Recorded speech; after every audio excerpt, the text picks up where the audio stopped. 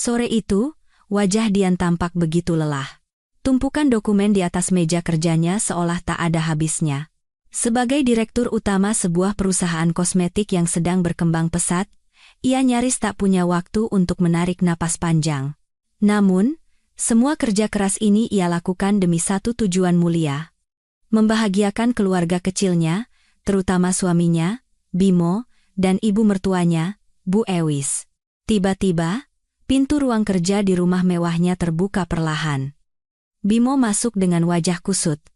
Firasat buruk langsung menyergap.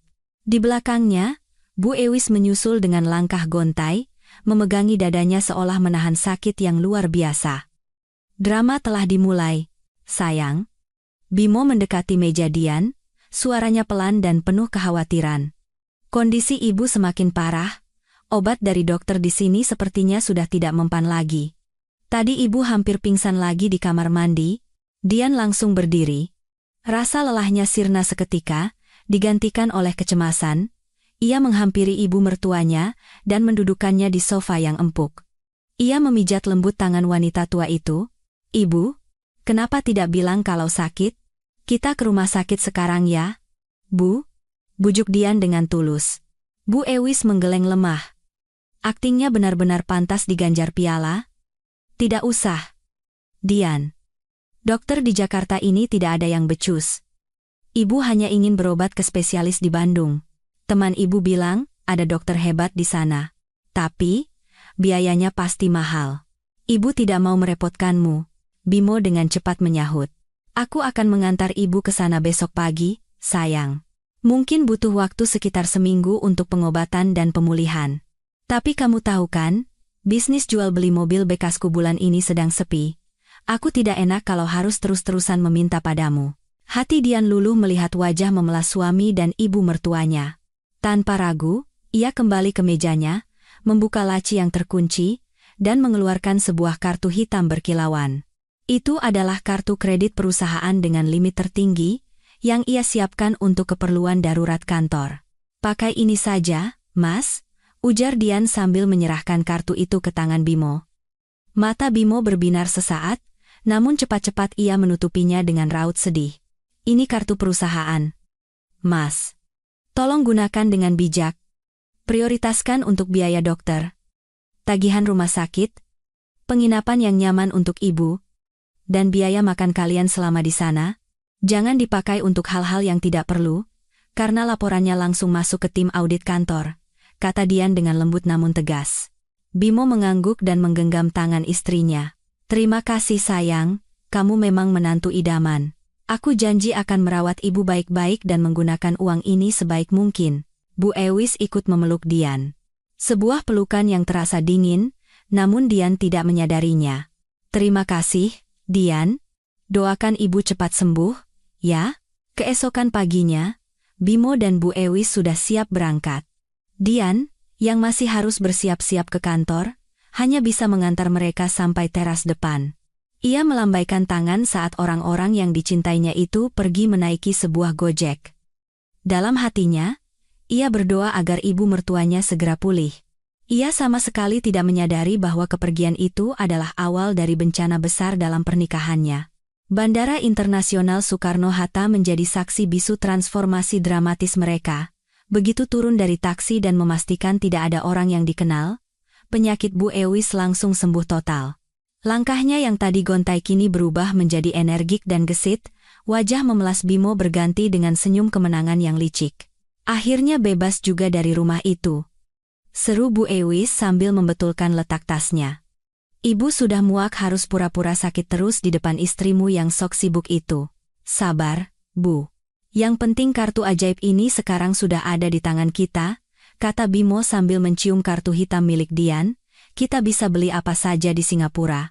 Mereka tidak langsung menuju gerbang keberangkatan.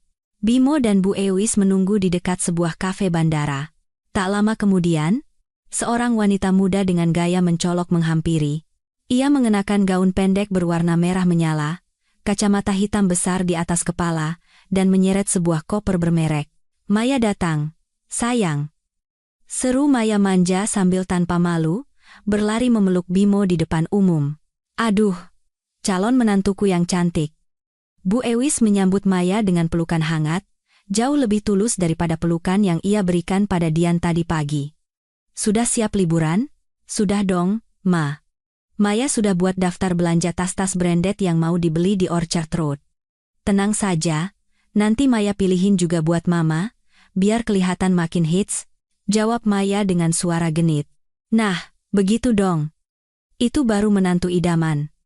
Modis, enak diajak jalan, tidak seperti si Dian itu. Uang banyak tapi penampilannya kampungan, bau kertas, dan kerja melulu, tidak pernah kepikiran mengurus suami dan mertua, cibir Bu Ewis penuh kebencian. Bimo tertawa. Sudahlah, Bu, justru bagus kalau Dian gila kerja seperti itu. Biar saja dia banting tulang cari uang, kita yang nikmati hasilnya. Lagi pula, dia itu bodoh sekali. Dia pikir kita benar-benar pergi ke Bandung untuk berobat. Padahal tiket ke Singapura sudah aku pesan dari minggu lalu. Tapi kartunya aman kan, Mas? Uang buat shopping aku cukup kan? Maya memastikan sambil melirik kartu di tangan Bimo. Tenang, sayang. Limit kartu ini ratusan juta rupiah. Istri bodohku itu bilang untuk keadaan darurat. Nah, bagi kita, belanja barang mewah dan liburan itu kan keadaan darurat, jawab Bimo sambil mengedipkan mata. Ketiganya tertawa lepas seolah dunia milik mereka. Tanpa rasa bersalah sedikit pun, mereka melangkah menuju gerbang keberangkatan internasional. Sementara itu, di sebuah gedung kantor yang dingin, Dian duduk memijat pelipisnya, menangani satu proyek ke proyek lainnya, dengan pikiran bahwa suaminya sedang berjuang demi kesehatan sang ibu. Dian tidak tahu bahwa pesawat yang membawa suami dan mertuanya tidak menuju rumah sakit, melainkan menuju surga belanja di negara tetangga. Bersama wanita lain yang siap menggerogoti hasil keringat dan kerja kerasnya. 2 hari telah berlalu sejak Bimo dan Bu Ewis pergi. Suasana di kantor sangat sibuk. Dian baru saja menyelesaikan rapat evaluasi bulanan yang menguras tenaga. Ia kembali ke ruangannya, berharap bisa beristirahat sejenak sambil menanti kabar dari suaminya. Anehnya, sejak kemarin Bimo sulit dihubungi. Setiap kali Dian menelepon, panggilannya selalu dialihkan, atau Bimo hanya membalas dengan pesan singkat, sinyal jelek, sayang. Ibu lagi di terapi, tidak boleh berisik. Dian mencoba mengerti. Mungkin rumah sakit tempat mertuanya dirawat punya peraturan ketat, pikirnya. Namun, intuisi seorang istri seringkali datang sebagai firasat yang tak terbantahkan. Tok, tok, tok. Pintu ruangannya diketuk pelan. Sari, asisten pribadi sekaligus manajer keuangannya, masuk dengan wajah pucat. Di tangannya, sebuah tablet bergetar. Sari sudah bekerja bersama Dian sejak perusahaan itu masih berupa toko kecil, jadi ia tahu seluk-beluk kehidupan bosnya. Masuk, Sar. Ada apa? Kenapa wajahmu tegang begitu? Ada masalah dengan pemasok bahan baku? Tanya Dian sambil menyesap teh hangatnya. Sari tidak langsung menjawab. Ia berjalan ke depan meja Dian, menunjukkan keraguan yang kentara. Maaf, Bu Dian, sepertinya saya harus melaporkan ini.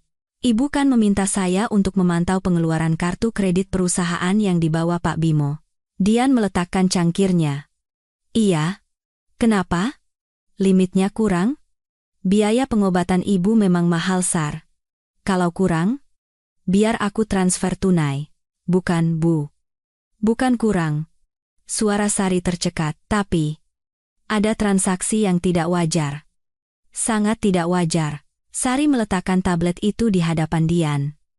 Layarnya menampilkan riwayat transaksi real-time dari bank. Mata Dian menyipit saat membaca baris demi baris laporan itu. 3 tiket pesawat kelas bisnis. Tujuan? Singapura? Gumam Dian membaca data itu. Keningnya berkerut dalam. Singapura?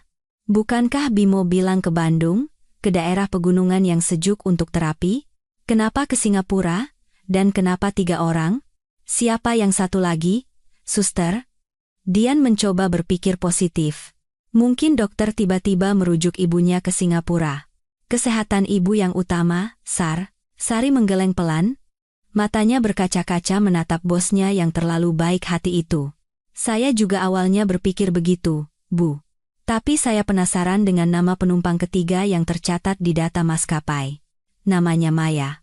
Saya seperti pernah melihat Pak Bimo melike beberapa postingan dari akun dengan nama itu, jadi saya coba cari di media sosial. Jantung Dian mulai berdebar lebih kencang. Lalu, akun Instagramnya tidak dikunci, Bu. Dan dia baru saja memperbarui story-nya 15 menit yang lalu. Sari menggeser layar tablet, membuka aplikasi Instagram, dan menekan salah satu lingkaran merah di profil bernama Maya Glam. Dunia Dian seolah berhenti berputar saat video berdurasi 15 detik itu diputar. Layar menampilkan pemandangan ikonik Gardens by the Bay di Singapura yang megah. Saat kamera berbalik, muncullah wajah seorang wanita muda cantik dengan riasan tebal. Wanita itu tersenyum lebar dan mengarahkan kamera ke sampingnya. Di sana, berdiri suaminya, Bimo. Pria yang 2 hari lalu pergi dengan wajah sedih. Bimo mengenakan kacamata hitam dan kemeja pantai bermerek, tersenyum lepas sambil merangkul pinggang wanita itu. Tak ada jejak kesedihan atau kekhawatiran di wajahnya. Kamera bergerak lagi, dan hati Dian hancur berkeping-keping. Bu Ewis ada di sana. Ibu mertuanya yang katanya sakit parah, hampir pingsan, dan harus diterapi, kini berdiri dengan ceria sambil memegang es krim kon berukuran besar. Bu Ewis bahkan melambai riang ke arah kamera. Suara wanita di video itu terdengar jelas, menusuk telinga Dian lebih tajam dari bilah pisau. Hai, guys. Hari pertama di Singapura, senang banget bisa liburan bareng calon suami dan calon mertua tersayang. Bahagia banget. Bisa shopping sepuasnya. Makasih ya, sayang. Wanita di video itu mencium pipi Bimo, yang dibalas Bimo dengan senyum penuh cinta. Video berakhir. Layar kembali gelap. Tapi kini, kegelapan yang sesungguhnya menyelimuti hati Dian. Ruangan itu hening.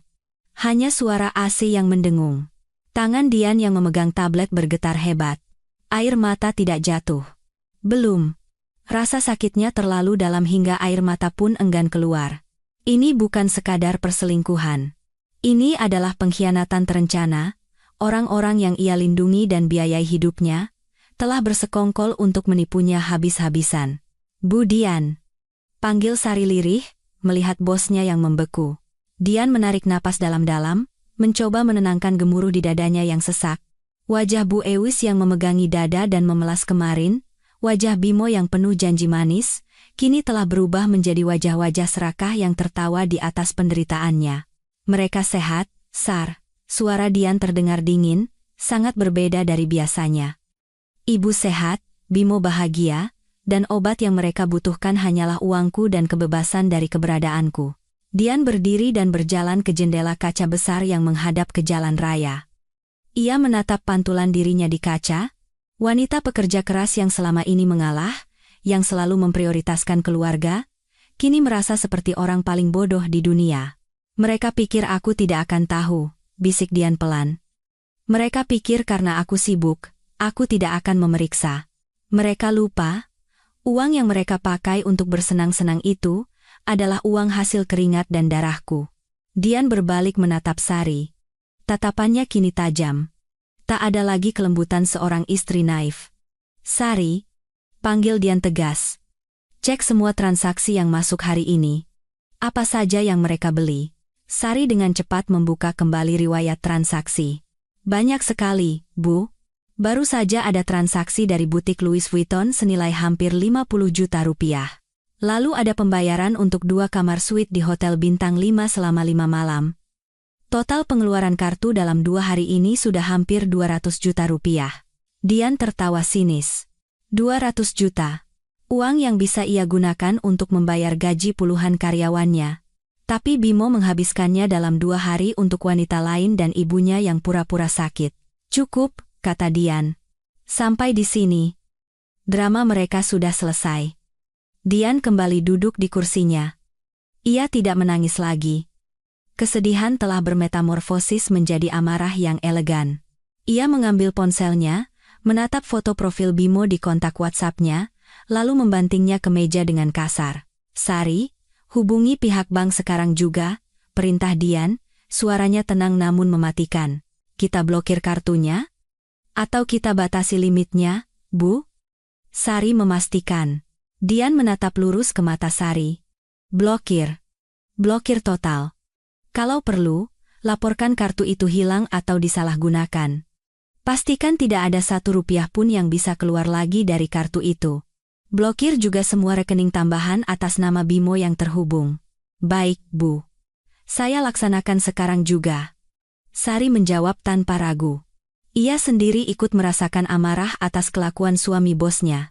Dian bersandar di kursinya, membayangkan apa yang akan terjadi di Singapura. Saat ini mereka pasti sedang tertawa, memilih barang-barang mewah, merasa seperti raja dan ratu. Tapi sebentar lagi, istana pasir itu akan runtuh. Nikmati liburan terakhir kalian, bisik Dian dalam keheningan ruang kerjanya, dan selamat datang di neraka yang sesungguhnya. Sementara itu, ribuan kilometer jauhnya, langit Singapura cerah seolah merayakan kebahagiaan palsu yang dinikmati Bimo, Bu Ewis, dan Maya. Udara di sepanjang Orchard Road terasa mahal dan eksklusif. Trotoar lebar yang ramai oleh turis mancanegara menjadi panggung bagi Maya untuk memamerkan gaya hidup barunya. Tangan Maya penuh dengan tas belanja dari Gucci, Prada, dan Hermes. Ia berjalan diapit Bimo yang tersenyum bangga dan Bu Ewis yang wajahnya berseri-seri, berlaga seperti sosialita papan atas. Sangat berbeda dengan wajah nenek-nenek sakit yang ia pasang di Jakarta. Aduh, Maya, kamu anggun sekali pakai tas warna wine itu. Cocok sekali dengan kulitmu yang putih dan mulus, puji Bu Ewis sambil mengelus tas baru yang baru saja dibelikan Bimo 5 menit lalu. Maya mengibaskan rambutnya dengan genit. Tentu dong, Ma. Maya kan ngerti fashion. Nggak kayak tante-tante di Jakarta itu, punya uang banyak tapi seleranya kampungan. Tasnya itu-itu saja, warnanya hitam melulu. Bu Ewis tertawa kecil, tawa yang akan sangat menyakiti hati Dian jika ia mendengarnya. Siastiet, jangan sebut nama orang itu di sini. Bikin sial saja, si Dian itu memang pelit. Uangnya dibilang untuk investasi lah, untuk gaji karyawan lah.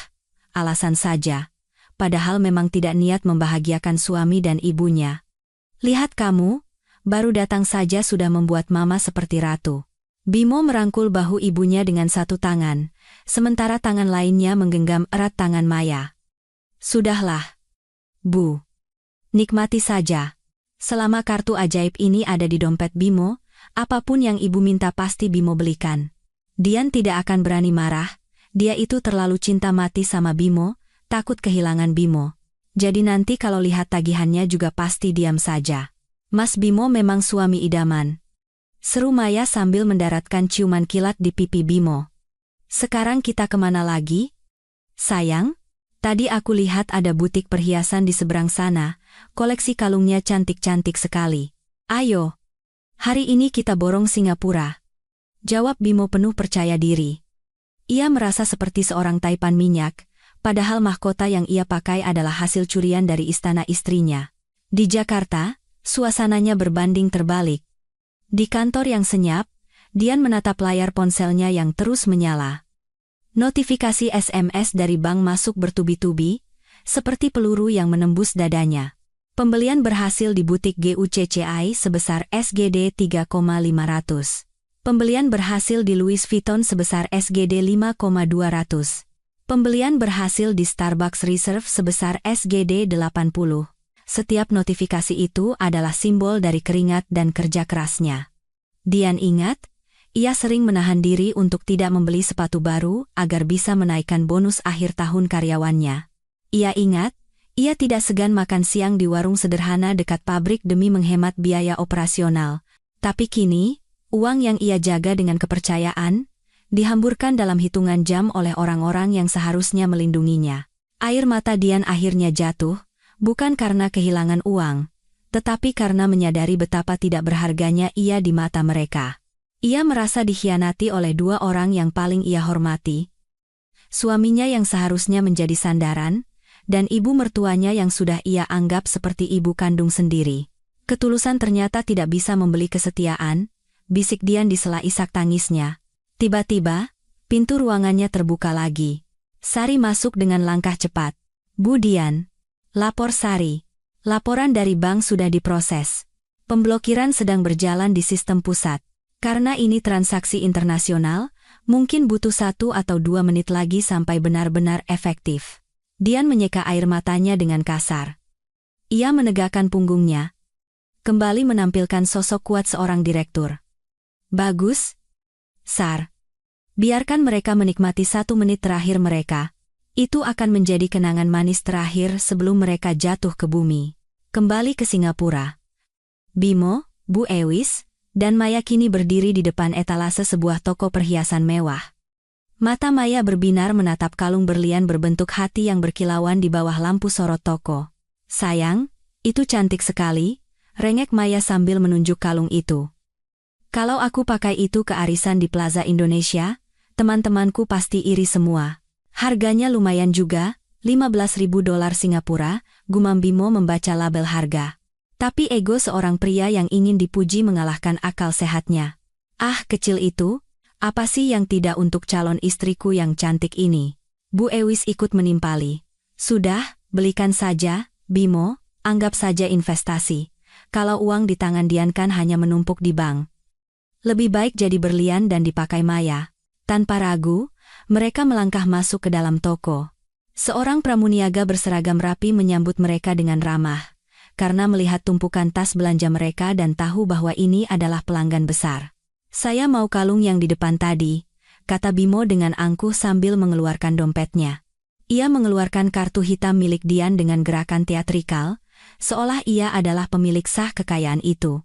Pramuniaga itu dengan sigap mengambil kalung tersebut. Maya langsung mencobanya di depan cermin. Wow, lihat Ma. Pas sekali di leher Maya, cantik banget. Cantik sekali, nak. Auramu langsung keluar, puji Bu Ewis berlebihan. Oke. Saya ambil. Tidak usah dibungkus, langsung saya pakai saja, kata Bimo sambil menyerahkan kartu itu pada pramuniaga. Gesek saja. Bimo berdiri dengan santai, satu tangan di saku celana, tersenyum lebar melihat Maya mengagumi dirinya di cermin. Ia membayangkan malam ini akan menjadi malam yang indah di Hotel Bintang 5, merayakan kemenangannya menipu Dian. Ia sama sekali tidak menyadari bahwa di seberang lautan, Dian baru saja menekan sebuah tombol yang mengubur masa lalunya dan menghancurkan masa depan Bimo.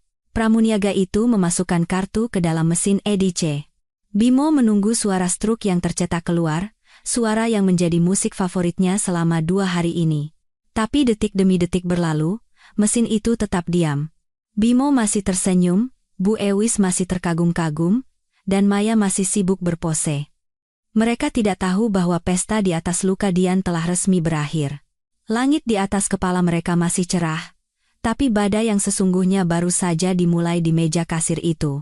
Pramuniaga itu mengerutkan kening menatap layar mesin EDC, lalu menggesek kartu itu sekali lagi. Suara bip panjang yang memekakan telinga memecah keheningan di sekitar kasir. Lampu indikator di mesin berkedip merah, bukan hijau seperti yang diharapkan Bimo. Maaf, Pak. Kartunya ditolak, kata pramuniaga itu dengan datar. Senyum ramahnya tadi sedikit memudar, berganti dengan tatapan dingin dan profesional. Bimo tertawa kecil, tawa paksa untuk menutupi keterkejutannya. Mbak ini bercanda, ya? Coba gesek lagi. Mungkin strip magnetiknya kotor atau sinyal mesinnya jelek. Itu kartu platinum, limitnya ratusan juta. Tidak mungkin ditolak. Maya, yang masih bercermin, menoleh dengan wajah cemberut. Ada apa, sih, sayang? Kok lama sekali? Aku sudah capek nih, mau belanja lagi. Sebentar, sayang. Mesinnya agak aneh sepertinya, jawab Bimo menenangkan, meskipun keringat dingin mulai membasahi keningnya. Pramuniaga itu menghela napas pelan, mencoba tetap sopan meskipun suaranya mulai terdengar tegas. Pak, saya sudah coba 3 kali dan pesannya tetap sama. Card authorization declined. Artinya, pihak bank penerbit kartu memblokir transaksi ini. Silakan hubungi bank Anda atau gunakan metode pembayaran lain. Wajah Bimo pucat pasi seketika, seolah darahnya berhenti mengalir. Diblokir? Bagaimana bisa? Dian tidak pernah memblokir kartu ini sebelumnya, bahkan saat Bimo membeli motor sport bulan lalu dengan dalih untuk keperluan operasional. Tidak masuk akal. Sela Bu Ewis dengan nada marah. Ia mendekati meja kasir dengan angkuh. Kamu tahu siapa anak saya? Pengusaha sukses. Jangan mempermalukan kami di sini. Coba pakai mesin lain, Pramuniaga itu mulai kehilangan kesabaran. Ia meletakkan kartu hitam itu di atas meja kaca dengan sedikit kasar. Maaf, Bu. Masalahnya bukan di mesin kami, tapi di kartu Ibu. Jika tidak bisa membayar, mohon kembalikan kalungnya. Pelanggan lain sudah mengantre. Ucapan itu seperti tamparan keras di wajah ketiganya. Beberapa pelanggan lain yang berpenampilan elegan menoleh dan mulai berbisik-bisik. Tatapan mereka yang sebelumnya mengagumi hasil belanjaan Bimo, kini berubah menjadi tatapan menghina. Maya panik, ia memegangi kalung di lehernya erat-erat. Mas, gimana sih ini? Malu-maluin tahu, dilihatin orang-orang. Cepat bayar pakai kartu lain. Tangan Bimo bergetar saat merogoh dompet kulitnya. Ia mengeluarkan 2 kartu debit pribadinya, kartu yang jarang sekali ia isi karena hidupnya bergantung pada uang Dian. Dengan harapan tipis, ia menyodorkan salah satunya. Coba pakai ini. Suara Bimo terdengar parau. Pramuniaga itu memprosesnya lagi. Hening sejenak. Lalu, saldo tidak cukup, Pak. Kata pramuniaga itu enteng. Bimo mencoba kartu terakhirnya. Hasilnya sama. Saldo tidak cukup. Tentu saja tidak cukup. Saldo di rekening pribadinya bahkan tidak sampai 2 juta rupiah, sisa uang jajan yang diberikan Dian minggu lalu. Harga kalung itu hampir 200 juta. Pak. Bu. Suara pramuniaga itu kini terdengar seperti vonis hakim. Tolong lepaskan kalungnya sekarang juga, atau saya akan memanggil petugas keamanan. Wajah Maya memerah karena malu dan marah. Dengan kasar, ia melepaskan kalung berlian itu dan membantingnya ke meja kasir. Toko sialan, makinya, meskipun dalam hati ia menjerit ingin memiliki benda berkilauan itu. Ketiganya bergegas keluar dari butik mewah itu, seperti dikejar setan. Bu Eyus menutupi wajahnya dengan kipas tangan, sementara Bimo menunduk menghindari tatapan orang-orang. Aura kemenangan yang mereka rasakan 10 menit lalu lenyap tak berbekas, digantikan awan kelabu kecemasan. Mereka berhenti di sebuah bangku taman di pinggir jalan Orchard Road. Hiruk-pikuk kota yang glamor kini terasa mencekik. Bagaimana ini bisa terjadi, Bimo? Bu Ewis langsung menyalahkan putranya. Katanya kartu ajaib, kok bisa ditolak? Ibu malu sekali tadi dimarahi pramuniaga itu. Mau ditaruh di mana muka ibu? Mas Bimo bohong. Ya? Tuduh Maya dengan mata melotot. Sebenarnya Mas itu tidak punya uang, kan? Katanya CEO. Gesek kartu sekali saja tidak bisa. Tahu begini aku tidak mau ikut ke sini, panas-panasan. Diam. Bentak Bimo, membuat kedua wanita itu terkejut. Bimo belum pernah membentak Maya sebelumnya. Bimo terengah-engah, lalu mengeluarkan ponselnya dengan tangan gemetar. Pasti ini hanya kesalahan sistem bank. Atau Dian lupa bayar tagihan bulan lalu? Bimo mencoba menyangkal kenyataan. Ia mencari nama istrinya di kontak telepon dan menekan tombol panggil. Tut, tut, tut. Tidak tersambung. Panggilannya langsung ditolak. Bimo mencoba lagi, kali ini lewat WhatsApp. Foto profil Dian yang biasanya menampilkan wajah cantik, kini kosong. Abu-abu. Pesan yang ia kirimkan hanya menampilkan centang 1. Diblokir? Bisik Bimo parau. Ponsel itu nyaris jatuh dari genggamannya. Nomorku diblokir sama Dian. WhatsApp juga diblokir. Mata Bu Ewis terbelalak. Apa maksudmu, Bimo? Apa Dian tahu kita ada di sini? Bimo menelan ludah pahit. Sepertinya begitu, Bu. Dian memblokir akses kartu. Dia juga memblokir nomorku. Kita tidak bisa menghubunginya. Kengerian yang sesungguhnya mulai merayap. Mereka berada di negara asing, tanpa uang tunai yang cukup, karena uang saku tunai Bimo baru saja dihabiskan Maya untuk membeli produk perawatan kulit di bandara. Hotel tempat mereka menginap belum lunas dibayar. Rencananya mereka akan membayar saat check out dengan kartu kredit itu. Lalu bagaimana dengan barang-barang belanjaanku? Tanya Maya egois, tidak peduli dengan situasi genting ini. Terus kita makan malam di mana, sayang?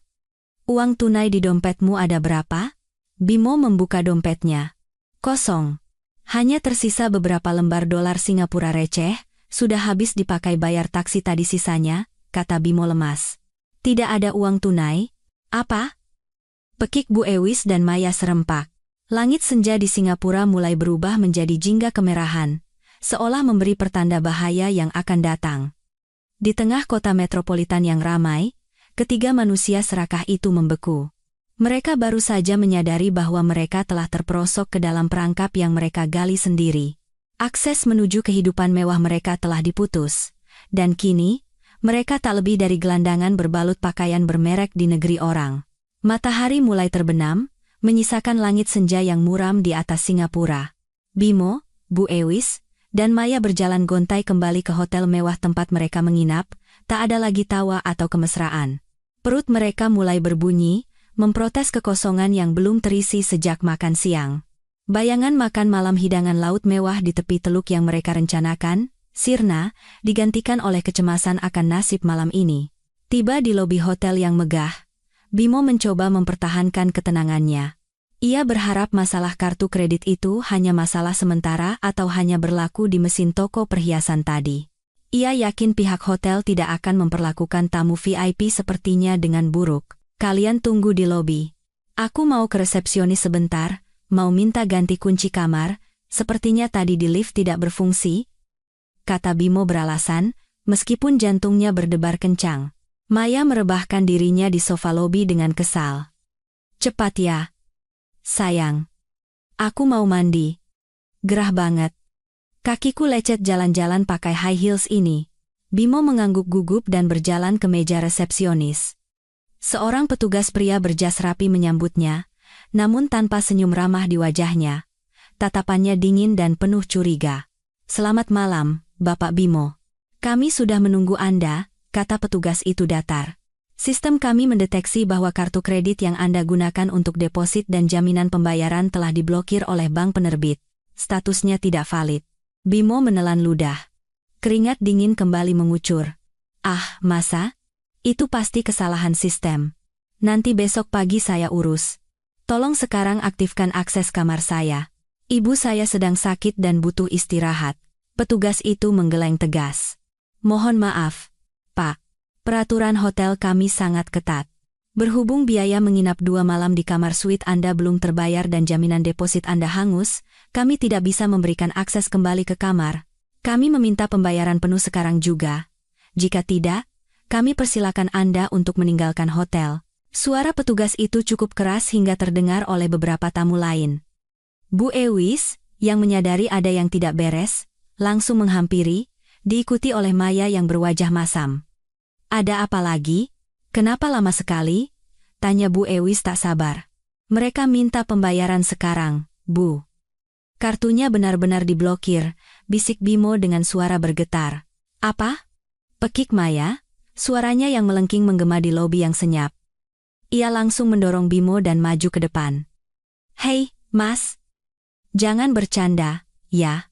Barang-barangku semua ada di kamar. Tas-tas branded, baju-baju, skincare mahal, semuanya di sana. Aku mau ambil. Maaf, Bu, sela seorang petugas keamanan yang tiba-tiba muncul di belakang mereka. Posturnya tegap dan mengintimidasi. Semua barang bawaan Anda akan kami tahan sebagai jaminan sampai seluruh tagihan dilunasi. Anda tidak diizinkan naik ke atas. Saat itu juga, topeng ramah Maya hancur berkeping-keping. Wajah cantiknya berubah mengerikan karena amarah. Ia berbalik dan menatap Bimo, tatapan jijik yang belum pernah Bimo lihat sebelumnya. Dasar laki-laki tidak berguna, teriak Maya di depan wajah Bimo. Kamu bilang kamu kaya, kamu bilang kamu ceyo, tapi apa? Bayar hotel saja tidak bisa, kamu penipu, Bimo. Kamu menipuku, Bimo terperanjat. Sayang, kecilkan suaramu, kita bisa bicarakan baik-baik, sabar sebentar, aku coba hubungi temanku. Sabar katamu. Omong kosong. Maya meludah ke lantai. Tak lagi peduli sopan santun. Aku sudah buang-buang waktu jalan sama kamu dan ibumu yang rewel ini. Aku kira aku bisa dapat barang mewah dan liburan enak, ternyata malah jadi gembel di sini. Tahu begini lebih baik aku jalan sama om-om pejabat, daripada sama benalu yang numpang hidup sama istri kayak kamu. Bu Ewis langsung naik pitam mendengar ucapan itu. Darah ningratnya yang sebenarnya hanya ilusi bergejolak. Hah! Jaga mulutmu ya, perempuan kampung. Berani-beraninya kamu menghina anakku dan aku. Tadi saja kamu memuji-muji, panggil aku mama, sekarang kamu maki-maki. Maya tertawa sinis. Tawanya terdengar seperti nenek sihir. Halah, diam kau, nenek tua, sadar diri. Kalian berdua itu sama saja, parasit. Kalau bukan karena uang istri sah anakmu itu, kalian tidak ada harganya. Tadi aku hormat karena kukira dompetmu tebal. Kalau sudah kosong begini buat apa aku sopan? Menjijikkan. Ucapan ini menghantam Bu Ewis lebih keras daripada tamparan fisik. Ia memegangi dadanya. Kali ini, rasa sakitnya nyata, bukan pura-pura. Ia sadar, wanita yang ia bangga-banggakan, yang ia sebut menantu idaman yang modis, ternyata hanyalah seekor ular yang mengincar harta. Ia teringat wajah Dian, menantunya yang selalu ia caci maki kampungan dan pelit. Menantunya yang tak pernah sekalipun membentak balik, sekeras apapun ia memarahinya. Drama selesai, kata petugas keamanan itu dengan tegas.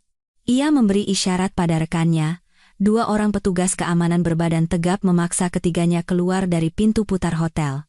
Lepaskan. Jangan sentuh aku. Aku bisa jalan sendiri. Maya meronta saat didorong keluar. Mereka terlempar ke trotoar depan hotel. Pintu kaca otomatis tertutup di belakang mereka, seolah memblokir akses ke kehidupan layak yang baru saja mereka cicipi. Mereka kini berada di pinggir jalan, hanya dengan pakaian yang melekat di badan, tanpa koper, tanpa tempat tinggal, dan tanpa uang sepeser pun. Angin malam Singapura mulai menusuk kulit. Bimo terduduk lemas di trotoar, mengacak-acak rambutnya frustrasi. Bu Ewis terisak-isak, campuran antara lapar dan malu. Sementara Maya, berdiri berkacak pinggang menatap Bimo dengan kebencian yang meluap-luap. Dengar ya, Bimo, desis Maya dingin. Hubungan kita selesai, aku tidak mau kenal lagi dengan orang sepertimu. Gembel. Maya berbalik dan mulai berjalan menjauh, entah kemana tujuannya ia sendiri tidak tahu. Maya, tunggu. Jangan tinggalkan kami. Teriak Bimo memelas.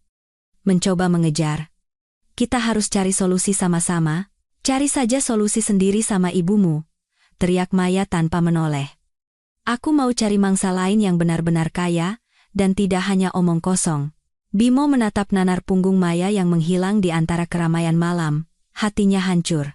Wanita yang membuatnya rela mengkhianati Dian, wanita yang ia bela mati-matian di depan ibunya, kini membuangnya seperti sampah begitu tahu ia tak berdaya. Di sampingnya, Bu Ewis mengerang pelan. Bimo. Lapar. Ibu mau pulang. Ibu kangen rumah. Bimo menatap ibunya dengan pandangan kosong. Rumah? Rumah yang mana? Rumah mewah yang mereka tinggali adalah milik Dian. Dan Dian sudah menutup pintunya rapat-rapat. Di tengah gemerlap lampu kota Singapura, Bimo akhirnya menyadari betapa gelap masa depan yang menantinya. Malam itu adalah malam terpanjang dalam hidup Bimo dan Bu Ewis. Singapura, yang dikenal sebagai kota metropolitan yang glamor dan bersih, terasa seperti penjara raksasa yang dingin bagi mereka. Tanpa uang sepeser pun, tanpa paspor yang terkunci di koper hotel, dan tanpa tujuan, mereka terpaksa menggelandang. Mereka menemukan sebuah bangku taman yang agak tersembunyi di dekat Clark Quay. Sayup-sayup terdengar riuh tawa turis yang sedang menikmati makan malam di restoran tepi sungai, membuat perut kosong mereka semakin meronta. Maya masih bersama mereka, namun jarak di antara mereka terasa begitu jauh. Wanita itu duduk di ujung bangku, terus-menerus menggerutu. Matanya liar mengamati sekitar, mencari celah untuk menyelamatkan dirinya sendiri. Bimo. Panggil Maya tiba-tiba. Suaranya lembut, berbeda dengan teriakannya sore tadi. Boleh pinjam ponselmu sebentar? Ponselku mati total, baterainya habis. Seingatku, aku punya teman lama yang tinggal di dekat sini. Siapa tahu dia bisa memberi kita tumpangan untuk malam ini. Bimo, yang sedang memijat kaki ibunya yang bengkak, menoleh dengan secercah harapan. Benar kamu punya teman di sini, Maya? Coba hubungi dia. Ibu sudah mulai masuk angin. Tanpa curiga, Bimo menyerahkan satu-satunya barang berharga yang tersisa di sakunya, ponsel pintarnya. Ponsel model terbaru yang dihadiahkan Dian untuk ulang tahunnya bulan lalu. Maya menyambarnya dengan cepat. Aku kesana sebentar ya, cari sinyal. Sepertinya harus agak ke pinggir jalan biar suaranya jelas. Bimo mengangguk lemah. Jangan lama-lama. Maya berjalan menjauh, sesekali menoleh ke belakang melihat Bimo yang kembali merawat Bu Ewis yang mengerang. Maya tersenyum licik. Tanpa ragu, Maya berlari menyeberang jalan, memberhentikan taksi yang kebetulan lewat, dan menghilang di telan kegelapan malam. Ia kabur membawa ponsel Bimo, aset terakhir yang bisa mereka gunakan untuk meminta tolong atau dijual. 10 menit berlalu. 20 menit. Bimo mulai gelisah. Ia berdiri, dan celingukan mencari sosok kekasihnya. Kemana Maya, Bimo? Kok lama sekali? Tanya Bu Ewis dengan suara parau. Bimo berlari ke arah tempat Maya tadi pergi. Kosong. Tak ada siapa-siapa. Jantungnya mencelos. Ia sadar. Ia telah ditipu habis-habisan untuk kedua kalinya oleh wanita yang sama. Maya telah meninggalkannya terdampar, tanpa alat komunikasi sama sekali. Maya! Teriak Bimo frustrasi. Suaranya pecah di tengah malam, namun tak ada jawaban selain tatapan aneh dari beberapa pejalan kaki yang lewat. Bimo kembali ke bangku taman dengan bahu terkulai.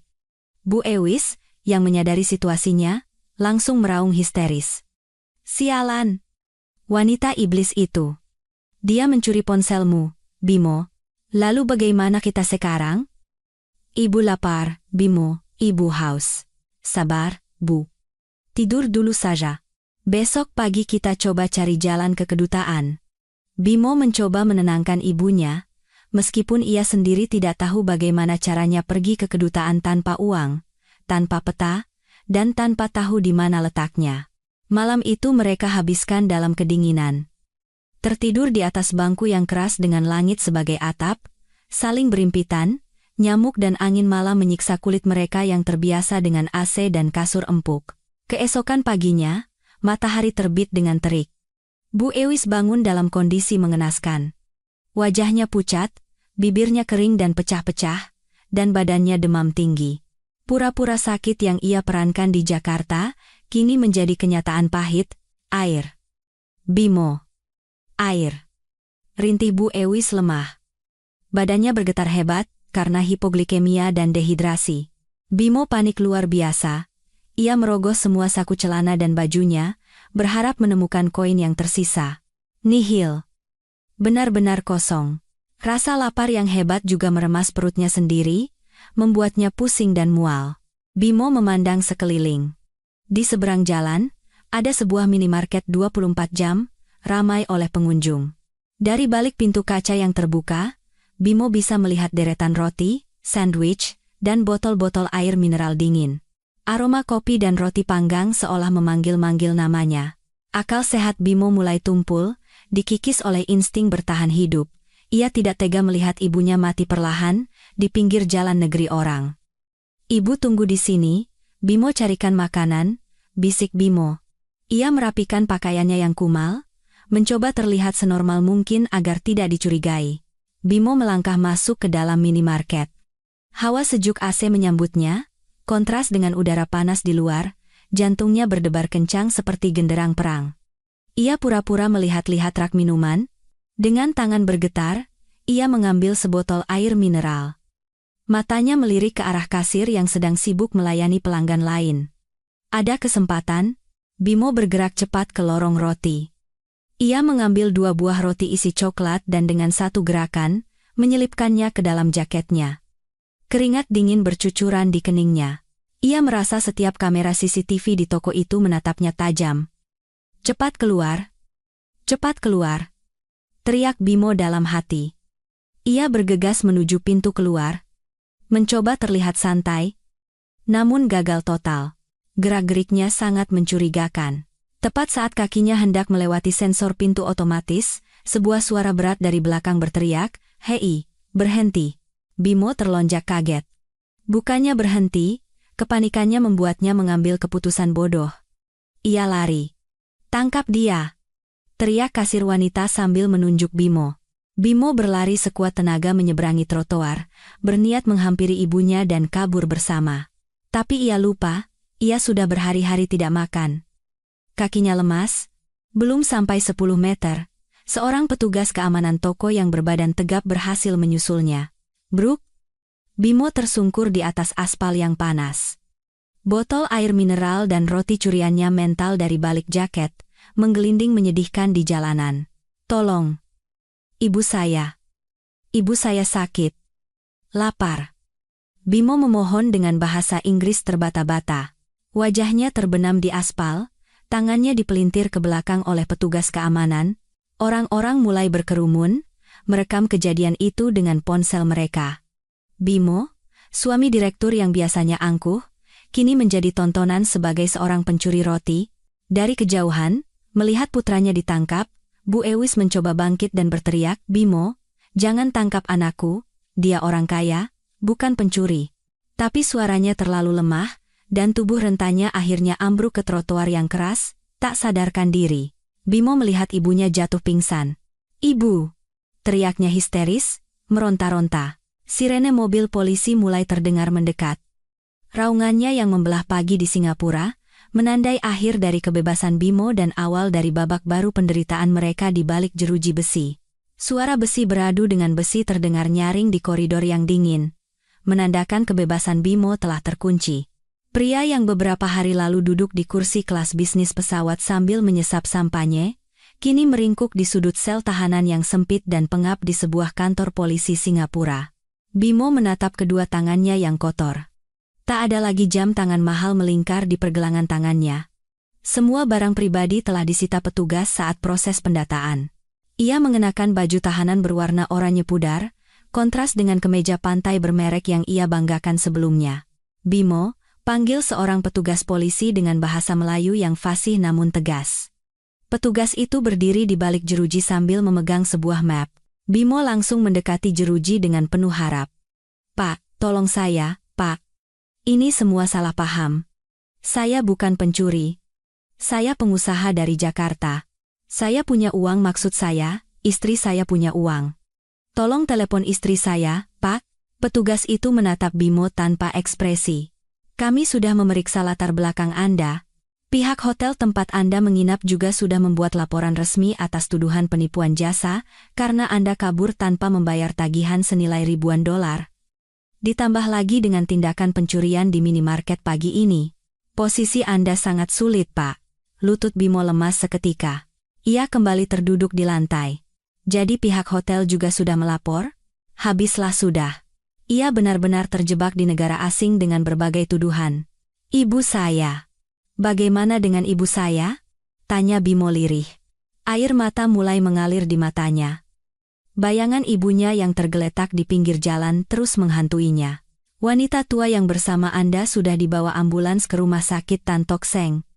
Kondisinya stabil, tapi lemah karena dehidrasi dan stres berat. Dia sekarang berada di bangsal umum di bawah pengawasan dinas sosial. Karena tidak ada penjamin," jelas petugas itu. Di tempat lain, di sebuah bangsal rumah sakit yang bising, Bu Ewis terbangun. Cahaya lampu neon yang terang menyilaukan matanya.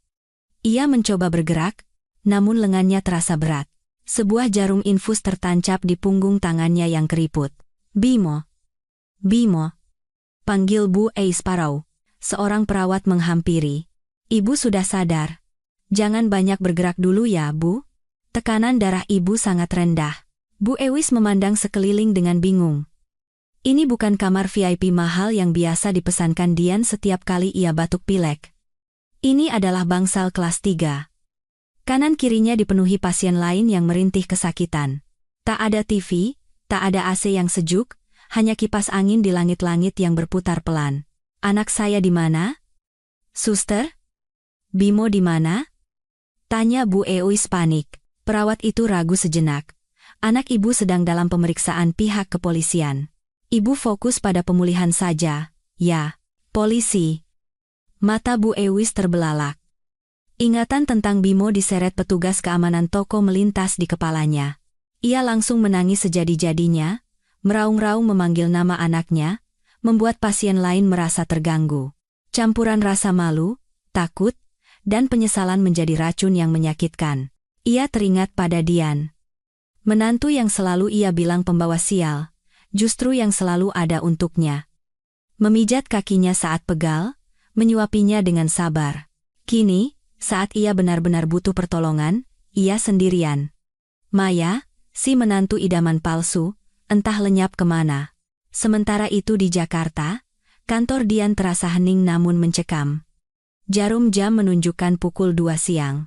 Saat Dian sedang memeriksa sampel kain untuk koleksi musim gugur musim dingin tahun depan, telepon di meja Sari berdering. Bukan dering biasa, melainkan panggilan internasional. Sari mengangkat telepon. Halo? Selamat siang. Dengan kantor Ibu Direktur Dian? Wajah Sari berubah serius saat mendengar suara di seberang telepon. Ia mencatat beberapa hal di buku catatannya dengan tangan gemetar. Baik, saya mengerti. Akan segera saya sampaikan. Terima kasih informasinya. Sari menutup telepon dan menatap Dian dengan pandangan yang kompleks. Ada rasa kasihan, tapi juga ada rasa lega bahwa keadilan akhirnya menemukan jalannya. Bu Dian, panggil Sari pelan. Dian menoleh, seolah sudah menduga kabar apa yang akan datang. Dari Singapura? Sari mengangguk. Dari kepolisian Singapura, Bu. Pak Bimo ditahan atas tuduhan pencurian dan penipuan tagihan hotel. Bu Ewis dirawat sebagai pasien telantar di rumah sakit umum. Mereka melacak identitas Pak Bimo dan menemukan nomor kantor ini dari data paspor yang tersimpan di sistem imigrasi. Dian menghela napas panjang dan bersandar di kursinya. Ia memejamkan mata sejenak. Tak ada senyum kemenangan di wajahnya. Bagaimanapun, mendengar kabar orang yang pernah ia cintai dan hormati jatuh begitu rendah, tetap menyisakan perih di nuraninya. Mereka meminta perwakilan keluarga atau pihak konsulat untuk datang, Bu. Jika tidak, Pak Bimo akan menjalani proses hukum tanpa pendamping. Dan Bu Ewis akan diserahkan ke lembaga sosial setelah pulih, tambah Sari. Dian membuka matanya. Tatapannya kini tajam dan penuh keputusan. Hubungi pengacara Han. Minta dia siapkan semua berkas gugatan cerai dan dokumen hukum terkait penyalahgunaan aset perusahaan, perintah Dian tegas. Apakah kita akan ke sana, Bu? Tanya Sari. Ya. Ambil penerbangan paling pagi besok. Dian berdiri dan berjalan ke jendela, menatap langit Jakarta yang mulai mendung. Tapi ingat satu hal, Sar, tambah Dian, suaranya dingin menusuk tulang. Aku kesana bukan sebagai seorang istri yang akan menebus kesalahan suaminya dengan uang.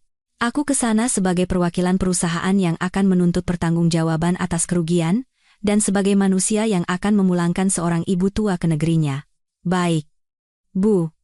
Saya akan siapkan tiket untuk ibu, pengacara Han.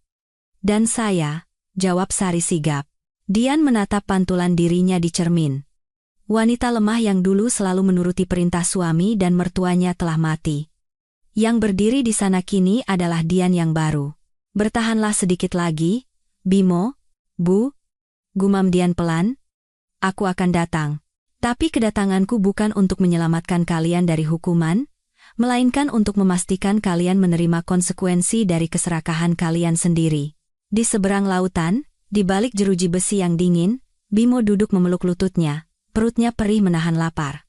Ia membayangkan wajah Dian, dulu ia sering mengeluh masakan Dian kurang garam atau terlalu pedas. Sekarang, ia rela memberikan apapun yang tersisa dalam hidupnya demi sepiring nasi goreng hangat buatan Dian. Penyesalan memang selalu datang terlambat, dan kali ini, penyesalan itu berharga sangat mahal. Bandara Changi menyambut Dian dengan kesibukan yang sama seperti saat Bimo dan Bu Ewis mendarat beberapa hari lalu. Namun kali ini, auranya berbeda. Dian, dengan setelan blazer hitam yang membungkus tubuhnya dengan elegan, melangkah keluar dari terminal kedatangan dengan langkah mantap. Di sebelah kirinya, Sari berjalan sigap membawa tas dokumen. Dan di kanannya, pengacara Han yang berwajah tegas berjalan dengan wibawa. Tak ada senyum liburan di wajah mereka, misi mereka jelas. Membereskan kekacauan, bukan menyelamatkan pelaku kejahatan. Kita ke rumah sakit dulu. Bu Dian? Tanya pengacara Han saat mereka masuk ke dalam mobil sewaan. Dian mengangguk pelan, matanya menatap jalanan Singapura yang rapi. Iya, Pak Han. Bagaimanapun beliau orang tua. Saya ingin memastikan kondisinya dulu sebelum menemui putranya. Perjalanan menuju rumah sakit Tan Tock Seng terasa hening. Dian memutar-mutar cincin kawin yang melingkar di jari manisnya. Benda itu kini terasa asing dan memuakkan. Ia menarik napas dalam, lalu perlahan melepaskan cincin itu dan memasukkannya ke dalam tas tangannya. Pada saat itu, ia bukan lagi istri Bimo.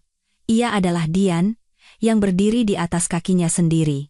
Setibanya di rumah sakit, bau desinfektan yang tajam menyengat indera penciuman mereka. Dian, dipandu oleh seorang perawat, menuju bangsal umum. Di ranjang kedua dari ujung, terbaring seorang wanita tua yang terlihat jauh lebih renta dari usianya. Rambutnya kusut, wajahnya tirus, dan matanya menatap kosong ke langit-langit. "Ibu?" panggil Dian pelan. Bu Ewis menoleh perlahan. Begitu melihat wajah Dian, air matanya langsung tumpah ruah. Bukan tangisan akting seperti biasanya. Ini adalah tangisan ketakutan yang murni. "Dian? Ya Tuhan. Dian? Kamu datang." "Nak." Bu Ewis mencoba bangkit, namun tubuhnya terlalu lemah hingga ia terisak. Ia mengulurkan tangannya yang gemetar ke arah Dian. "Ibu takut, Dian. Orang-orang di sini kasar, makanannya tidak enak, bawa ibu pulang." "Nak, ibu janji akan jadi baik sama kamu." "Ibu menyesal." Dian tidak menyambut tangan itu dengan pelukan hangat seperti dulu. Ia hanya menggenggam tangan mertuanya sejenak, lalu melepaskannya dengan sopan. "Istirahatlah, Bu. Semua biaya administrasi rumah sakit sudah saya lunasi," kata Dian dengan suara datar. "Terima kasih, Dian. Kamu memang menantu terbaik." Si Maya itu iblis. Dia meninggalkan ibu di jalanan, menghina ibu. "Hanya kamu yang peduli sama ibu?" Bu Ewis mencoba mencari simpati dengan menjelek-jelekan Maya. Dian menatap dalam mata mertuanya. "Saya melunasi biaya ini bukan karena saya menantu terbaik, Bu. Tapi karena sebagai manusia, saya masih punya nurani. Saya tidak tega melihat seorang ibu telantar di negeri orang, meskipun ibu itu ikut bersekongkol menipu saya." Bu Ewis terdiam, mulutnya terkunci rapat. Ia merasakan hawa dingin dari ucapan Dian. Tiket pesawat kepulangan ibu sudah diurus oleh Sari. 2 hari lagi, jika dokter mengizinkan, ibu akan kembali ke Indonesia. Tapi ingat satu hal, Bu. Dian berhenti sejenak, membuat jantung Bu Ewis berdebar kencang. "Ibu tidak akan kembali ke rumah saya lagi. Rumah itu milik saya. Saya sudah memesankan kamar di sebuah panti wereda yang bagus di daerah Sentul, agar ibu bisa tinggal sementara di sana." "Panti wereda?" pekik Bu Ewis. "Dian, kamu mau membuang ibu? Aku ini mertuamu. Saya tidak membuang ibu. Saya memberikan tempat tinggal dan perawatan yang layak untuk ibu. Saya hanya tidak bisa lagi tinggal satu atap dengan orang yang menusuk saya dari belakang. Keputusan saya sudah final," kata Dian tegas. Ia lalu berbalik. "Sari akan menemani ibu sebentar. Saya harus ke kantor polisi. Menemui putra ibu." Tanpa mempedulikan raungan histeris Bu Ewis, Dian melangkahkan kakinya pergi. Hatinya sakit, tapi ia tahu ia harus membuat batasan ini demi kesehatan mentalnya sendiri. Tujuan berikutnya adalah kantor polisi. Suasana di ruang interogasi terasa jauh lebih mencekam. Dian duduk di kursi besi yang dingin, diapit oleh pengacara Han. Pintu di seberangnya terbuka. Bimo masuk dikawal oleh 2 orang petugas. Penampilan Bimo sangat menyedihkan.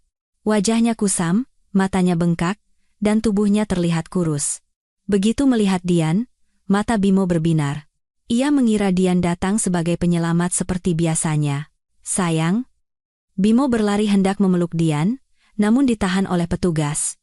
Ia terengah-engah dan didudukkan di kursi seberang meja. "Sayang, aku tahu kamu pasti datang. Cepat bayar uang jaminannya, sayang. Aku sudah tidak tahan di sini. Makanannya tidak enak, tidurnya di lantai. Ayo kita pulang. Aku kangen rumah." Dian menatap pria di hadapannya tanpa ekspresi. Tak ada lagi cinta, yang tersisa hanyalah campuran rasa iba dan jijik. "Jangan panggil saya seperti itu, Pak Bimo." Sela Dian dingin, Bimo terkejut. "Pak Bimo, kenapa kamu memanggilku begitu? Aku ini suamimu, Dian." "Aku salah, ini semua gara-gara Maya. Dia yang merayuku. Dia yang memaksaku datang ke sini. Aku sebenarnya tidak mau, sayang. Aku ini korban." Dian menggeleng pelan, muak dengan pembelaan basi itu. Ia memberi isyarat pada pengacara Han. Pengacara Han membuka tas kerjanya dan mengeluarkan sebuah map merah tebal, meletakkannya di depan Bimo. "Pak Bimo." Suara pengacara Han terdengar berat dan mengintimidasi. "Kedatangan Bu Dian ke sini bukan untuk membayar uang jaminan Anda atau melepaskan Anda dari tuntutan hukum Singapura. Kasus pencurian dan penipuan hotel murni menjadi tanggung jawab pribadi Anda. Apa maksudmu?" tanya Bimo bingung. Keringat dingin mulai mengucur. "Lalu untuk apa Dian ke sini?" "Bu Dian ke sini mewakili perusahaan," tambah pengacara Han. "Ini adalah berkas tuntutan hukum atas penggelapan dana perusahaan. Semua bukti penggunaan pribadi kartu kredit perusahaan yang Anda lakukan selama setahun terakhir, serta manipulasi laporan keuangan, sudah terangkum di sini. Total kerugian perusahaan mencapai 3 miliar rupiah. Mata Bimo terbelalak. 3 miliar? Dian? Kamu mau memenjarakan suamimu sendiri?" Dian akhirnya membuka suara. Suaranya tenang namun menusuk tajam. "Uang itu adalah hak karyawan saya, Bimo. Hak ratusan orang yang bekerja keras siang dan malam. Anda menggunakannya untuk berfoya-foya dengan wanita lain. Apa Anda pikir saya akan diam saja? Tapi aku suamimu. Hartamu adalah hartaku juga." Teriak Bimo putus asa. "Salah?" jawab Dian cepat. "Perusahaan itu sudah menjadi milik saya bahkan sebelum kita menikah. Ada perjanjian pranikah yang dulu pernah kamu tanda tangani. Ingat, kamu terlalu sibuk memikirkan hidup enak sampai lupa membacanya." Pengacara Han menyodorkan satu berkas lagi. "Dan ini adalah surat gugatan cerai, sudah didaftarkan oleh Bu Dian ke Pengadilan Agama Jakarta pagi ini. Anda bisa membacanya nanti di sel." Bimo gemetar hebat. Ia menatap Dian, mencoba mencari sisa-sisa cinta di mata istrinya, namun yang ia temukan hanyalah dinding tebal yang tak bisa ditembus. "Dian, kumohon." Suara Bimo berubah menjadi isak tangis. "Jangan lakukan ini. Kalau aku dipenjara di sini dan dituntut di Indonesia, hidupku hancur. Maafkan aku. Aku akan mencium kakimu." Dian perlahan berdiri dan merapikan blazernya. "Hidupmu hancur bukan karena aku, tapi karena pilihanmu sendiri. Istirahatlah yang tenang di sini. Anggap saja ini liburan panjang yang kamu inginkan. Ayo, Pak Han." "Urusan kita sudah selesai," kata Dian. Keduanya berjalan menuju pintu keluar. "Dian, jangan tinggalkan aku." "Dian!" Teriakan pilu Bimo menggema di ruangan itu, disusul suara seretan paksa saat petugas membawanya kembali ke sel. Dian terus berjalan lurus ke depan. Air matanya jatuh satu persatu, menetes di lantai dingin kantor polisi. Ia tidak menoleh ke belakang. Langkahnya berat, namun setiap langkah itu membawanya semakin jauh dari masa lalu yang menyakitkan, menuju masa depan yang mungkin sepi, tapi setidaknya bebas dari kebohongan. Di balik dinding beton penjara canggih yang dingin, waktu berjalan lambat. Bagi Bimo, waktu seolah berhenti. Tak ada lagi dering telepon, tak ada notifikasi media sosial, dan yang paling menyakitkan, tak ada lagi kenyamanan. Makanan yang disajikan hambar dan sangat sedikit. Jauh berbeda dengan masakan rumahan Dian yang dulu selalu ia caci kurang bumbu atau kurang mewah. Kini, ia akan menukar apapun yang tersisa dalam hidupnya demi sepiring nasi goreng hangat buatan istrinya. Di sudut selnya yang lembab dan pengap, Bimo sering duduk memeluk lutut dengan tatapan kosong. Bayangan Maya yang meninggalkannya di pinggir jalan terus menghantuinya, menyiksanya lebih kejam dari penderitaan fisik. "Bodoh. Aku memang bodoh," gumam Bimo sambil sesekali membenturkan kepalanya ke dinding. Suaranya bergema di ruang hampa. Ia menyadari kebodohan fatalnya. Ia telah menukar permata berlian seorang istri yang tulus, setia, dan mandiri dengan sebuah batu kerikil tak berharga. Ia kehilangan wanita yang mencintainya apa adanya, demi wanita yang hanya mencintai isi dompetnya. Setiap malam, Bimo tertidur dengan pipi basah oleh air mata di atas lantai yang dingin, meratapi nasibnya yang kini menjadi narapidana di negeri orang, terancam dideportasi sebagai penjahat, dan harus kembali ke Indonesia untuk menghadapi tuntutan hukum yang lebih berat serta gugatan cerai. Sementara itu, pesawat yang membawa Bu Ewis dan Sari mendarat di Bandara Internasional Soekarno-Hatta. Bu Ewis, dengan wajah pucat yang masih menyisakan jejak sakit kemarin, duduk lemas di kursi roda yang didorong oleh petugas bandara. Namun, Matanya gelisah melirik ke sana kemari di antara kerumunan penjemput di terminal kedatangan, mencari sosok Dian. Di mana Dian? Dia tidak menjemputku? Tanya Bu Ewis ketus pada Sari yang berjalan di sampingnya sambil membawa dokumen kepulangan. Suaranya masih menyiratkan keangkuhan, seolah ia adalah korban yang pantas dikasihani. Bu Direktur sibuk dengan audit perusahaan, Bu. Saya yang ditugaskan untuk mengantar Ibu ke tempat tujuan, jawab Sari dengan sopan namun menjaga jarak. Tak ada lagi senyum ramah berlebihan seperti dulu saat Sari masih menghormati Bu Ewis sebagai ibu dari bosnya. Mereka masuk ke dalam mobil kantor. Sepanjang perjalanan menembus kemacetan Jakarta, Bu Ewis tak henti-hentinya mengoceh, mencoba menutupi rasa takutnya. Nanti bilang sama Dian, aku mau kamar yang di bawah saja. Kakiku masih sakit untuk naik tangga. Suruh juga si Mbak buatkan sup bayam bening dan nasi tim hangat.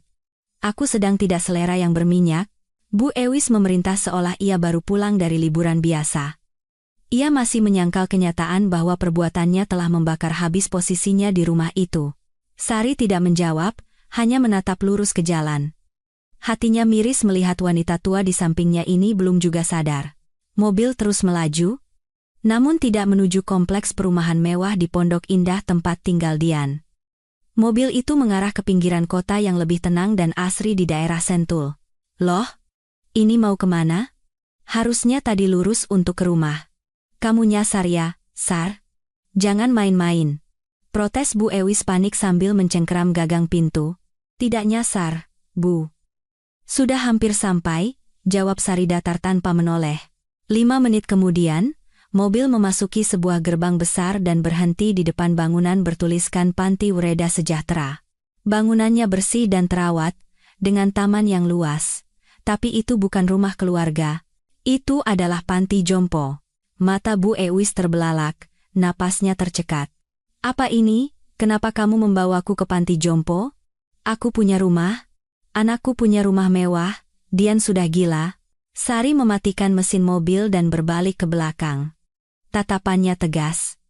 Mohon maaf, Bu. Rumah itu adalah milik Bu Direktur Dian, bukan milik Pak Bimo, dan terutama bukan milik Ibu. Dan sesuai instruksi Bu Direktur yang disampaikan di Singapura kemarin, Ibu tidak diizinkan lagi menginjakkan kaki di rumah itu. Bu Dian sudah membayar lunas biaya tinggal Ibu di kamar VIP di sini untuk 1 tahun ke depan. Di sini ada perawat 24 jam, teman-teman seusia Ibu, dan makanan terjamin.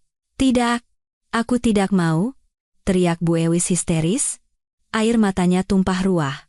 Antar aku ke Dian, aku mau bicara dengannya. Dia tidak bisa memperlakukanku seperti sampah begini. Aku ini mertuanya, aku ibunya Bimo.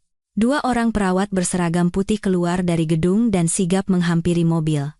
Sari membuka pintu dari sisinya. Bu, mohon jangan mempersulit keadaan. Suara Sari sedikit melunak karena iba. Bu Direktur sudah sangat baik tidak menuntut Ibu secara hukum atas keterlibatan Ibu dalam penggunaan dana perusahaan. Ini adalah pilihan terbaik. Di luar sana, Ibu tidak punya siapa-siapa. Pak Bimo dipenjara dan tidak akan kembali dalam waktu dekat. Rumah kontrakan lama Ibu juga sudah dijual Pak Bimo tahun lalu untuk biaya hidup, kan? Tubuh Bu Ewis langsung lemas lunglai mendengar fakta pahit itu. Benar, rumah peninggalan almarhum suaminya sudah dijual Bimo, dan uangnya entah lenyap kemana. Sejak itu, mereka hidup sepenuhnya dari belas kasihan Dian. Tanpa Dian, mereka adalah sepasang gelandangan tanpa atap. Dengan isak tangis dan bahu yang terguncang hebat, Bu Ewis dipapah oleh para perawat untuk duduk di kursi roda. Ia menatap mobil kantor yang perlahan mundur menjauh, meninggalkannya. Pintu gerbang Panti Ureda perlahan tertutup, seolah menutup babak kehidupan nyamannya sebagai nyonya besar palsu. Kini, ia harus menghabiskan sisa hidupnya dalam kesendirian, selamanya menyesali perbuatannya yang telah menyia-nyiakan menantu sebaik Dian demi mengejar keserakahan dan gengsi yang tak berujung. Di tempat lain, di rumah mewah yang kini terasa sangat luas dan senyap, Dian berdiri di depan lemari pakaian di kamar utama. Di lantai, berserakan kemeja-kemeja mahal Bimo, setelan jas bermerek, dan barang-barang mewah lainnya yang pernah dibeli dengan uang hasil keringat Dian. Dian tidak menangis, Wajahnya tenang seperti danau tak beriak. Satu persatu, ia memasukkan pakaian-pakaian itu ke dalam sebuah kardus besar. Ia sedang bersih-bersih, bukan hanya rumahnya, tapi juga jiwanya. Gerakannya terhenti sejenak, saat tangannya meraih sebuah kotak jam tangan yang ia berikan sebagai hadiah ulang tahun Bimo tahun lalu. Kenangan manis melintas sesaat, saat Bimo berjanji akan selalu setia, saat Bimo mencium keningnya dengan mesra. Namun kenangan itu langsung terhapus oleh bayangan video Bimo dan Maya yang tertawa riang di Singapura. Rasa sakit itu masih ada, tapi kini akal sehatnya yang memegang kendali. Dian melempar kotak jam tangan itu ke dalam kardus dengan gerakan tegas. "Bi Inah," panggil Dian pada asisten rumah tangganya yang berdiri dengan wajah sedih di ambang pintu. "Tolong angkut semua kardus ini ya, Bi. Sumbangkan ke panti asuhan atau lembaga sosial, terserah. Yang penting sebelum matahari terbenam, tidak ada lagi barang-barang Bimo yang tersisa di kamar ini." Perintah Dian mutlak. "Baik, Nyonya." "Lalu bagaimana dengan foto pernikahan besar yang di ruang keluarga?" tanya Bi. Inah hati-hati.